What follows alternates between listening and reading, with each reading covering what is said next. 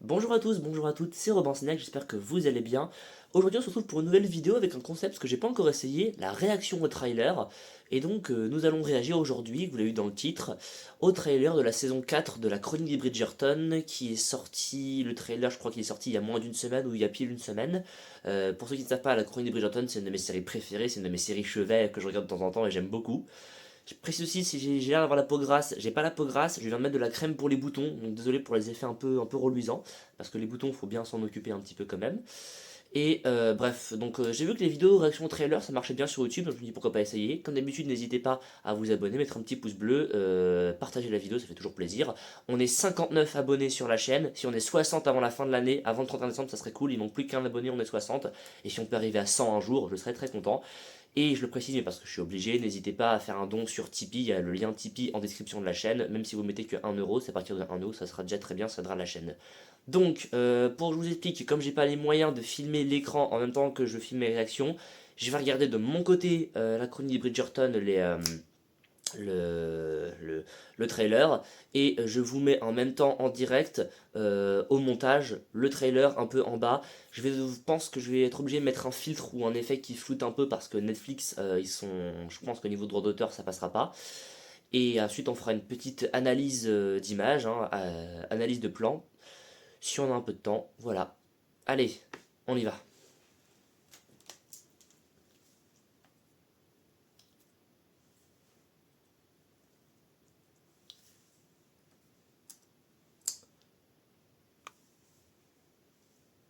C'est parti. Nous commençons une autre saison. Donnez-nous un des potins croustillants. La saison mondaine pourrait paraître Non, différente. non, il faut commencer comme à votre habitude. Très cher ami lecteur. Le gentleman le plus en vue de cette saison, Monsieur Benedict Bridgerton, doit s'incliner devant la plus puissante des forces de la nature, les mers. Vous devez vous marier. Vous n'avez pas rencontré la bonne personne? J'explore des voies audacieuses. Un débouché. Les yeux de toute la noblesse seront braqués sur nous, à mon bal masqué. Vous imaginez la beauté d'un bal comme celui-là? C'est horrible de rester planté sur ses pieds toute la soirée. Elles vont aller au bal ce soir sans même savoir l'apprécier. Rien qu'une fois. Ressentir tout cela le temps d'un soir, une seule soirée inoubliable. Tu devrais y aller ce soir. Il faudrait trouver un bon déguisement. Pour qu'il n'y ait aucune chance de me reconnaître. Ne reste pas au-delà de minuit.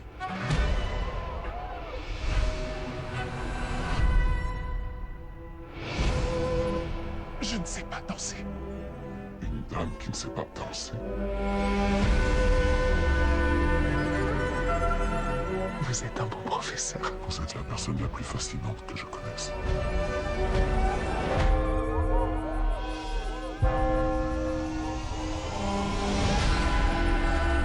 Bien caché derrière un masque, tout peut arriver. Nous devons trouver à qui appartient ce gant. On croirait qu'on a fait de vous un homme neuf. C'est peut-être toi qu'il cherche après tout. Ce n'est pas moi qu'il veut retrouver. C'est la demoiselle vêtue d'une robe d'argent. Et elle n'existe pas. Monsieur Bridgerton, Est-ce que nous nous connaissons? Avec un peu d'imagination, l'impossible semble possible. Les rêves sont une belle chose. Mais Bénédicte, la vie est faite pour être vécue. C'est ta chance. Va dire à cet homme qui tu es.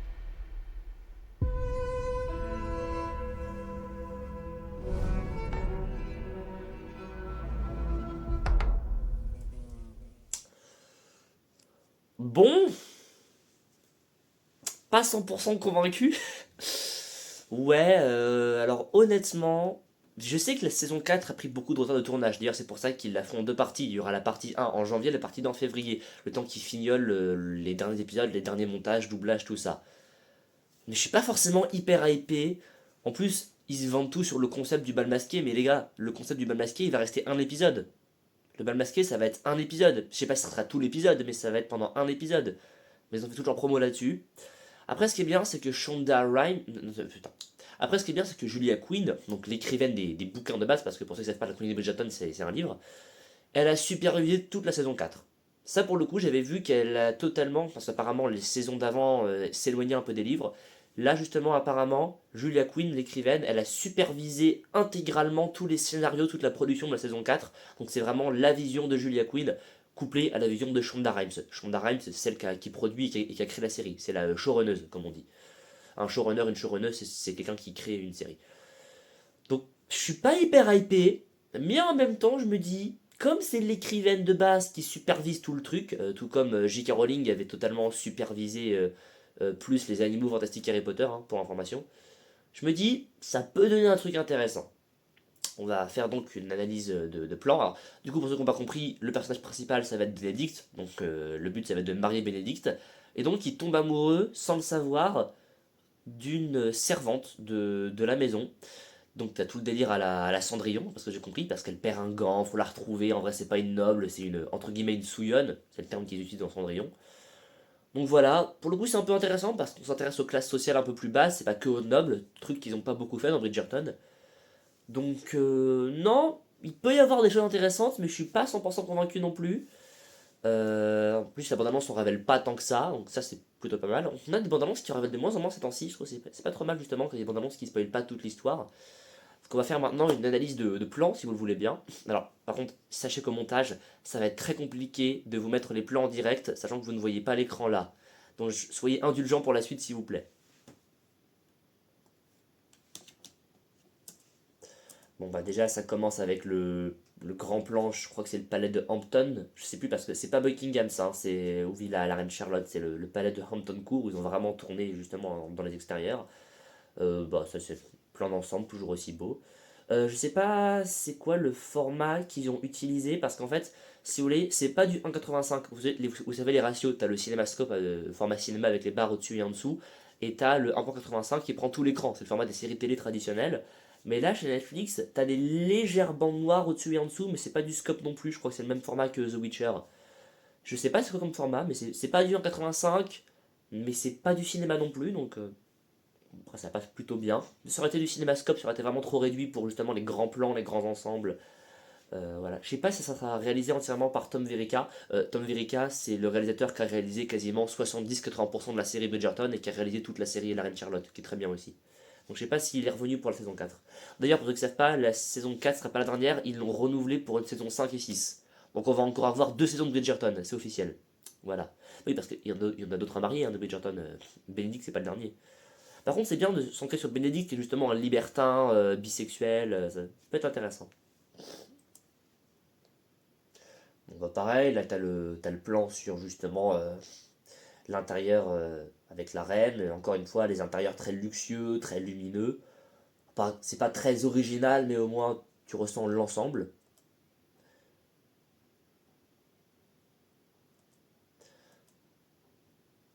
Ah oui, on a Penelope Featherington parce que du coup c'était révélé à la fin de saison 3 que c'était elle, euh, Lady Whistledown, celle qui raconte les potins de tout le monde. Donc maintenant c'est public, on sait que c'est elle. Elle est supervisée par la vieille avec la canne, c'est mon personnage préféré. Je ne vais jamais mettre son nom, mais j'adore ce personnage qui est totalement un petit peu taré, mais qui est génial.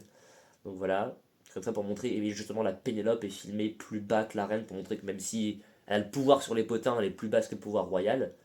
Oui, hein, c'est aussi pensé et bien réalisé, hein, Bridgerton, c'est très très bien réalisé, il faut le savoir. Bon, après t'as tout le délire avec les costumes, justement, les perruques, les décors, c'est grandiloquent à chaque fois.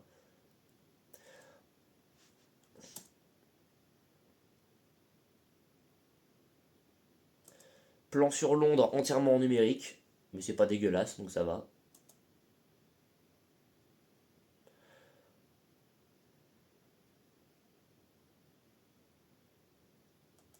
Benedict, donc un appartement, je ne savais pas parce qu'en fait chaque enfant des Bridgerton a une petite maison, un appartement qui est à lui, et je savais pas qu'il en avait un, j'avais pas le souvenir justement qu'il en avait un.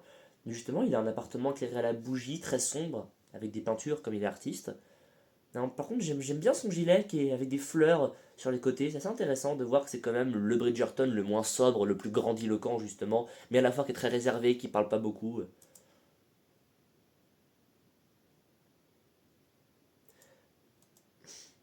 Bon, voilà, elle a un plan pour le montrer torse nu, qui est toujours gêné, que sa mère sait que c'est un débauché et un libertin. Enfin, je sais pas si on peut dire débauché, mais justement ils le disent après, je crois. justement débauché. Là, c'est bien de montrer Pénélope et Héloïse pour montrer que même si elles ont quasiment le même âge, elles sont pas au même stade. Hein. Héloïse, elle veut toujours rester célibataire, féministe, indépendante. Et Pénélope, maintenant, elle est mère, elle est mariée, alors que c'est des ados, quoi. Donc, non, non, c'est intéressant de les montrer qu'il y a toujours cette sororité, parce que c'est un peu comme des sœurs, en fait, entre les deux. Là, je crois que c'est la maison de Bridgerton, justement, parce qu'on voit les fleurs violettes. Je sais plus c'est quoi ces fleurs violettes, je suis tellement nul, mais là, c'est leur maison. Faut savoir que Bridgerton, c'est tourné dans le quartier de Westminster, le quartier un peu luxueux de Londres. Donc, c'est des vraies baraques, c'est des vrais décors. Donc, si vous allez à Londres, dans le quartier de Westminster, et que vous voyez des gens habillés en costume, c'est sûrement que vous êtes sur le tournage de Bridgerton. Voilà, donc là, on passe avec la servante, justement, la servante asiatique, qui va être l'amour de Bénédicte, hein, donc un des personnages principaux, je suppose. On n'a pas son prénom, par contre. Il n'y a pas beaucoup de caméras à l'épaule. Là, justement, ce plan-là est assez joli pour montrer que même si les autres nobles sont aussi sont aussi des asiatiques, elle, justement, c'est une asiatique qui est plus basse, qui est servante. En plus basse, du coup, dans la classe sociale. Bon, ah, la robe là, elle est pas mal. Il y a un vrai travail sur les fleurs, les couleurs. J'aime bien. Enfin, de toute façon, Bridgerton, les costumes sont magnifiques. Hein. Ah oui, là, la robe noire de la mère asiatique pour montrer que c'est un peu la bad bitch, vraiment la méchante, la marâtre, la dominatrice. Ça marche bien. Le noir est souvent associé soit au très sérieux et aux grandes personnes, soit au mal dans Bridgerton.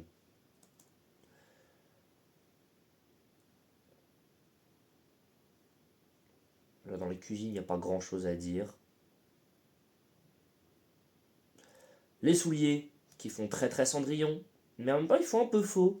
Je sais pas pourquoi, ça fait un peu justement souliers de déguisement, ça fait pas du tout réaliste.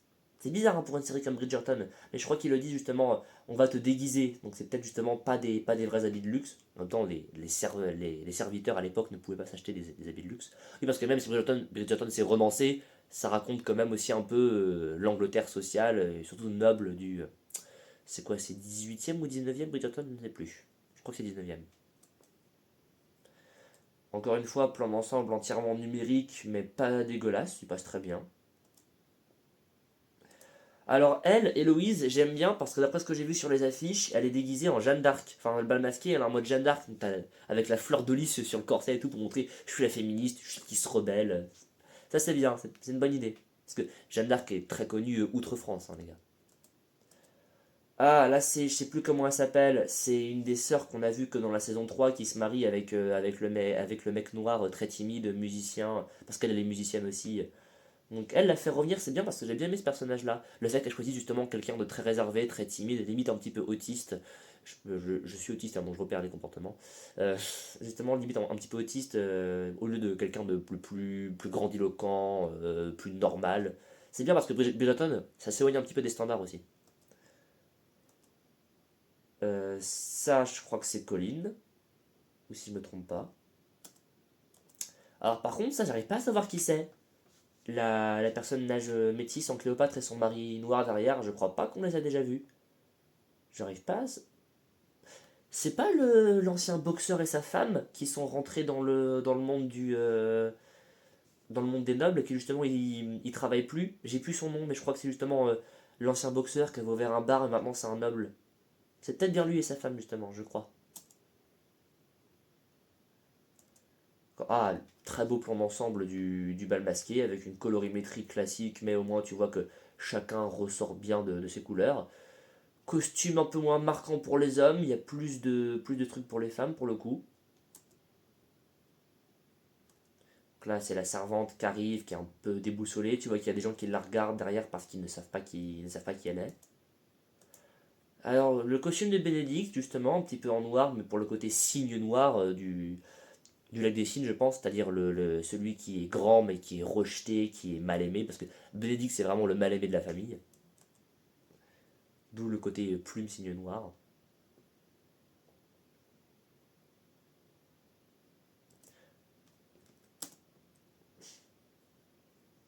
Le montage va être long. Plan d'ensemble pour montrer qu'ils sortent du château encore, ou plan large, j'arrive plus à savoir la différence entre un plan large et un plan d'ensemble, je crois que c'est un plan large là justement, donc c'est plus resserré. Euh, ouais, c'est sympatoche. Pas grand chose en termes de colorimétrie, mais c'est joli. Encore une fois, il y a ce côté très intimiste avec les mains qui se touchent, les bouches qui se touchent presque, hein, parce que Bridgerton arrive justement à aller les grands plans et les plans plus intimistes, plus resserrés.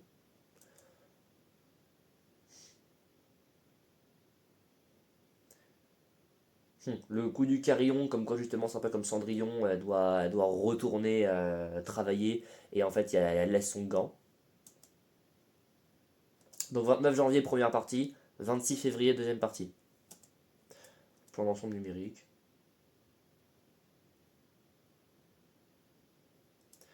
Là c'est pour montrer qu'elle a de la complicité, enfin que Héloïse a de la complicité avec Bénédicte, donc parce qu'ils se ressemblent en pas mal de points, hein, Héloïse et Bénédicte, c'est des esprits libres qui veulent justement pas se marier, pas être dans les carcans de la société.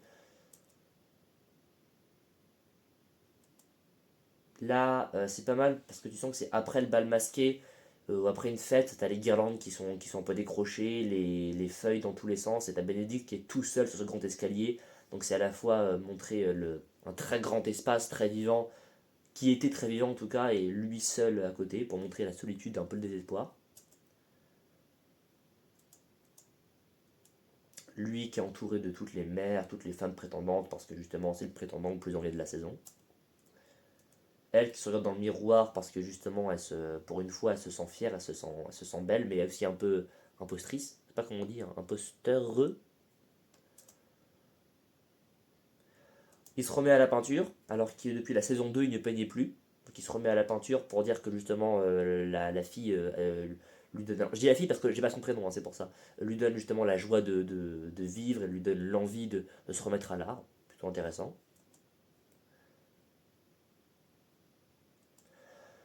Alors ce plan zénital, je l'aime bien parce qu'il y a un côté un peu peinture. Vous voyez ce que je veux dire? Il y a vraiment un côté très très peinture, très dessin, un petit peu aquarelle. C'est très très beau plan zénital. Tu vois que c'est un vrai, que c'est pas un faux. Non, c'est pas trop mal. Et le truc, le véritable amour est ainsi. L'accroche, en tout cas le titre est très très bien ancré. Les gens marchent dessus, c'est génial. Encore une fois, mise en scène là, caméra à l'épaule, où ça va être peut-être plus intimiste entre les deux personnages. Ouais, parce que justement, la caméra à l'épaule veut le côté documentaire réel plus intimiste. Le véritable amour ne porte pas de masque. Bon, le plan là est assez joli, mais il fait un peu numérique derrière. Je sais pas si c'est des vrais arbres. En tout cas, le reflet sur l'eau est joli, mais le véritable amour ne porte pas de masque. Bon, très classique comme formule, mais ça passe. Après, pour les bonnes annonces, il faut des speeches classiques, hein, il faut des slogans classiques. Ouh! Il a pris du muscle! Il est mignon! Il est mignon le minou minet. J'en mangerais bien. Il a pris du muscle. Voilà. La reine Charlotte, encore une fois, avec ses coiffures exubérantes, ses bijoux, qui est encore une fois très fière de mettre les gens en couple, de voir que tout se passe bien. Ah, putain! La mère Bridgerton et Atticus, le frère le jeune frère de la vieille à la canne, qui sont amoureux depuis la saison 3, mais qu'ose pas se l'avouer ni se le dire. Voilà, le côté intimiste avec les mains qui se touchent. Très bien. Les deux, encore une fois, bah, du coup, la sœur qu'on n'a pas trop vue et son mari très timide et très réservé pour montrer qu'ils sont très amoureux, tu vois. Ok, bon, encore dans la colorimétrie, il n'y a rien de fou. Je crois qu'elle porte la même robe bleue que la saison dernière. Là, ça doit être le manoir à la résidence d'été, je pense. L'escalier qui est avec une espèce de split screen avec la barre pour montrer qu'il y a deux mondes qui les séparent. Lui qui est en haut en tant que noble et elle qui est en bas en tant que servante. Là, c'est pour montrer justement que il sait que c'est une servante, sûrement, et il la fait quand même jouer au cerf-volant et profite avec elle. Le bébé, tarte à la crème, c'est marrant. Ah, un peu de cul. Enfin, parce que me dit, c'est quand qu'on va avoir du cul dans Bridgerton, tu vois? Enfin, il y en a déjà, mais là, dans la bande je pensais pas qu'ils en montreraient. Elle s'embrasse. Ça baisse dans. Ils vont nous refaire une scène de baisse dans la calèche. J'y crois pas. Ils vont nous refaire une scène de baisse dans la calèche. J'adore cette tête. Parce qu'en fait, les acteurs, quand ils font des scènes de sexe dans beaucoup de films, même dans Bridgerton, ils surjouent un peu beaucoup quand même, mais c'est hilarant. Ah. Là, des très gros plans pour justement montrer leur intimité, leur bouche qui se touche presque, leur visage, leurs yeux. La chronique de Bridgerton avec des petits pétales, c'est mignon.